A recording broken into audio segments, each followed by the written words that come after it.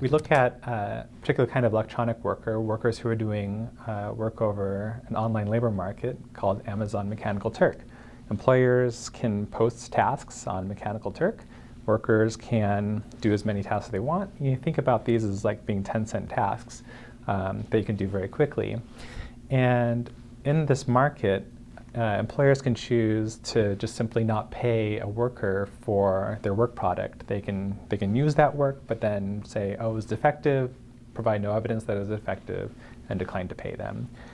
And what we were interested in is workers, even though they don't have access to any enforcement on Mechanical Turk or elsewhere, they still group together and they report employers who have treated them unfairly in the past. And what we found in our research is that this collective action, this form of sharing the reputation with their fellow workers, discourages employers, discourages those people who post those tasks from treating those workers unfairly.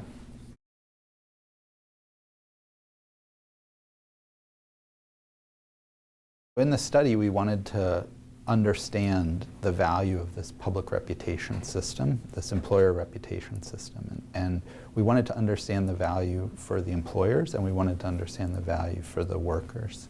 So what we found was that the highly rated employers were about 1/5 as likely as the poorly rated employers to commit wage theft, to just reject your work and not pay you.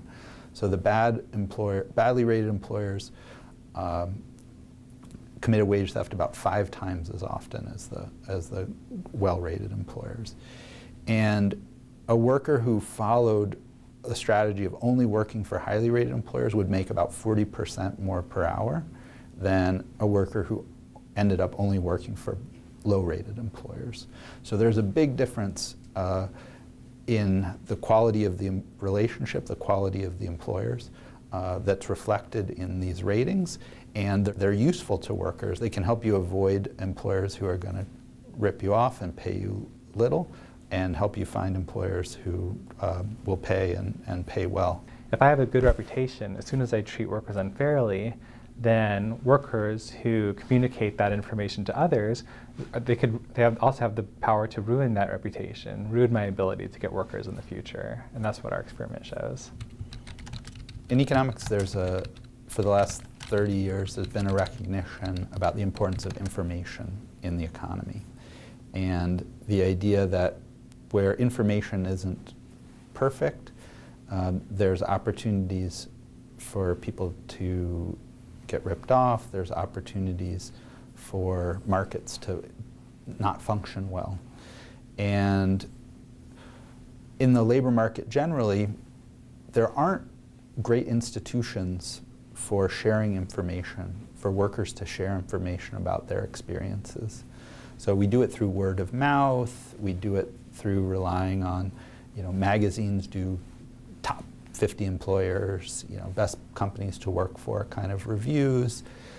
We do it informally, we do it through social networks and things like that. And the rise of this communications technology, cheap communication, is creating new possibilities for workers to share information about employers. So you see the rise of sites like Glassdoor, which are basically doing this same thing, helping workers pool information about employers' quality, in the whole labor market, not just online work.